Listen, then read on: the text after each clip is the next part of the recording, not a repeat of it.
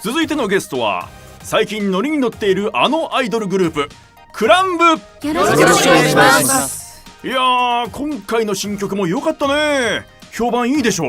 ありがとうございます。おかげさまで SNS でもファンレターでもたくさんお褒めの言葉をいただいております。デビューしたての頃は受け答えもガチガチだったのに、今じゃすっかり板について。いえ、今でも予想外のことを聞かれるとうまく答えられない時があって。そういうとこが可愛くて余計なことを聞きたくなっちゃうんだよね。わかります。スバルくんが言葉選んでる時の顔めっちゃ可愛いですよね。俺と気合いますね。一星君は俺なんかよりもっといじりたがりでしょ。そんな人聞き悪い。悪くない悪くない。そんな一星君とスバル君がレギュラー出演しているモニタリング TV モニライブは、毎週木曜夜19時からって番宣させられちゃったんだけど。ありがとうございます。ぜひ見てくださいね。人聞きいい方の俺が出てますんでよろしゅう。嘘です。悪い方なのに妙にかっこよくて腹立ってくる方の一星です。お兄さんいつも言ってるでしょ、人間をおもちゃにするんじゃありませんって。咲夜君はお料理番組の方がかなり好評みたいだね。局が違うから番組名伏せるけど局違うのに振っていただいてありがとうございます。最近あぐりちゃんと仁太郎くんが準レギュラーで出演するようになってますます好評なんですよ。局違うけど。へえ、2人も一緒にお料理してるの？俺たちは外歩きのコーナーで街の人の料理の悩みをインタビューして回ってんだ。仁太郎すごいんだよ。頑固そうなおじさんとかにもグイグイ言って最終的にはすっごく仲良くなってるの。あぐりだって商店街のご婦人方にかわいいかわいいっていつも囲まれてるよね。そういうなごむくんは最近サッカーのうまさを買われてスポーツ系のバラエティによく呼ばれてるよね。これも曲違うけど。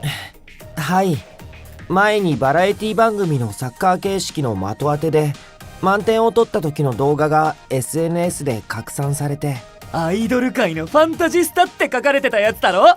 恐れ多いよね。プロサッカー選手には遠く及ばないのに上を見続けたらキリがねえ。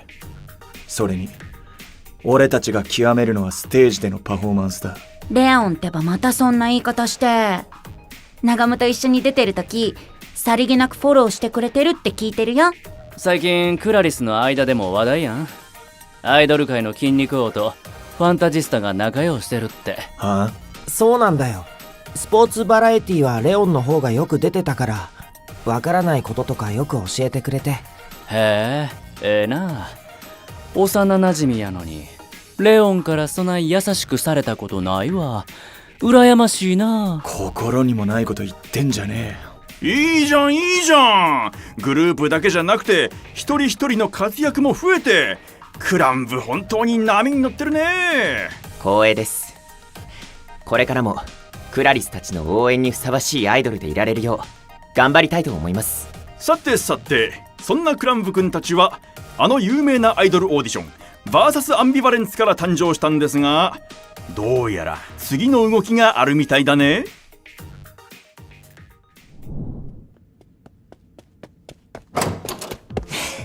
ついに発表されたね。太陽ってば入ってきて早々それごめん。っていうかヒルビスタのみんなもいたんだ。バン、今日の営業終わった？今日は福引会場の営業で通りすがりのご婦人方にたくさんの野菜を差し入れていただいたぞ。これ差し入れしていただいたお野菜だったんですか？すごい量だからここに来る途中で野菜の詰め放題に寄ったのかと。いや事務所に行く前に野菜の詰め放題は行かないでしょう。ミオ、今事務所行く前に野菜の詰め放題には行かないって思ってるでしょ。全部顔に出てるよ。ちょっと人の心勝手に読まないで。なんて昨日芋掘りフェスティバルの営業で帰りに山ほどお土産もらったんだよね。ああ、給湯室の冷蔵庫にあった山盛りのお芋、ファンファーレが営業先でもらったのだったんだ。そうそう、後でクランブのみんなと一緒に食べようってその話じゃなくて。どうした？心配しなくても野菜もみんな分けるつもりだが。ありがとうございます。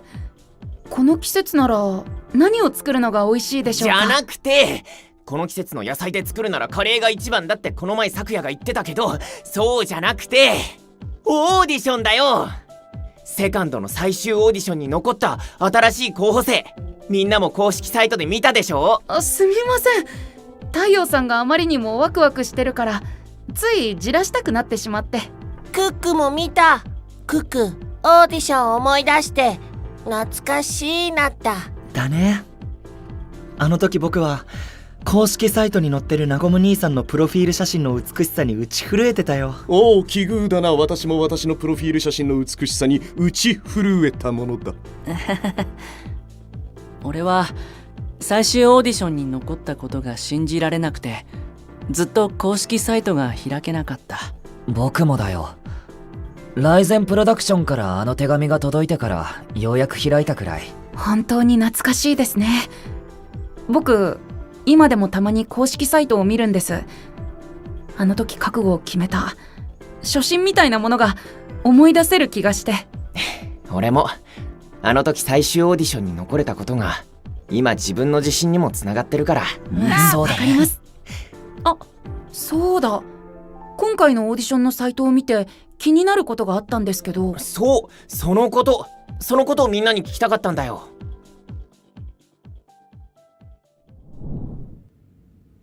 稲本社長、これはどういうことですか？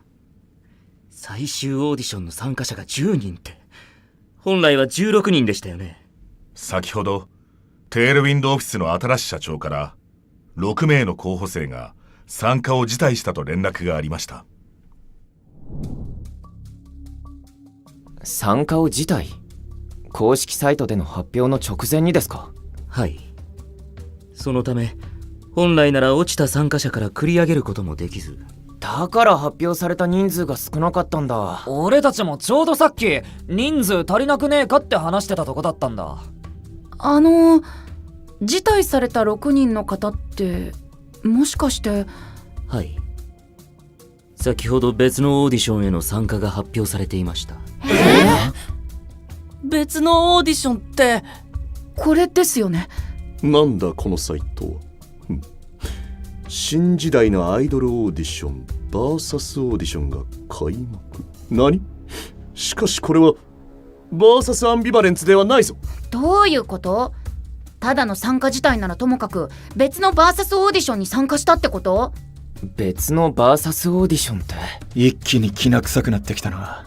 ライゼンプロダクションが VS アンビバレンツオーディションを開催して以降、一つの席を2人で取り合う形式のオーディションが一気に増えたんです。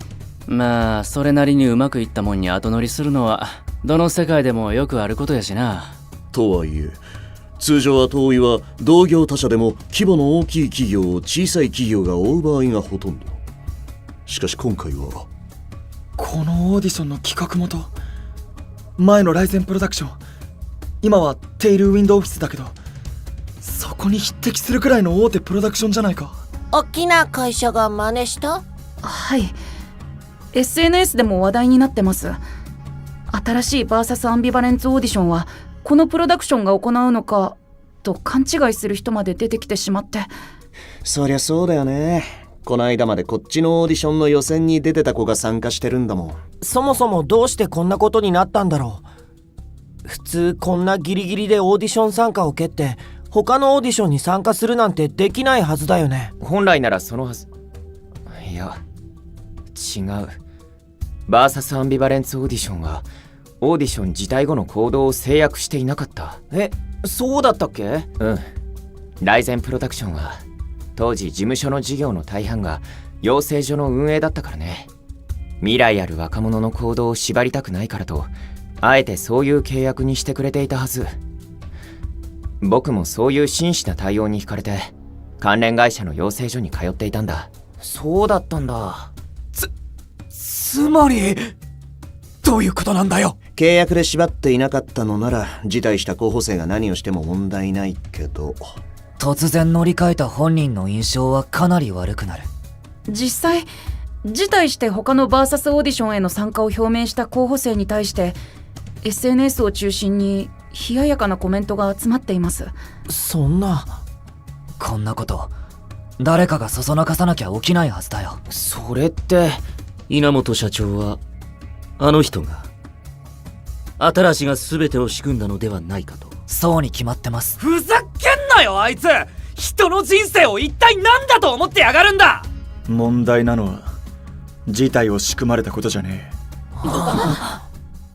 そっか、こっちのじゃなくて本当のバーサスオーディションはこれから始まるわけで、始まる前からこんなことしでかすやつと共同運営なんて先が思いやられるどころの話やないな。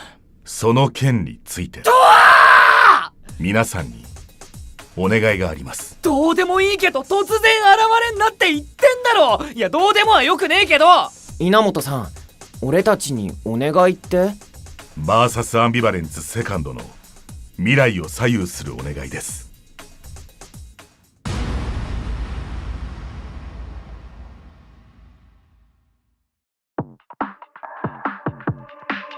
何段階にもわたって今以上進化したキャスフィア、到底追いつけるはずもないよ。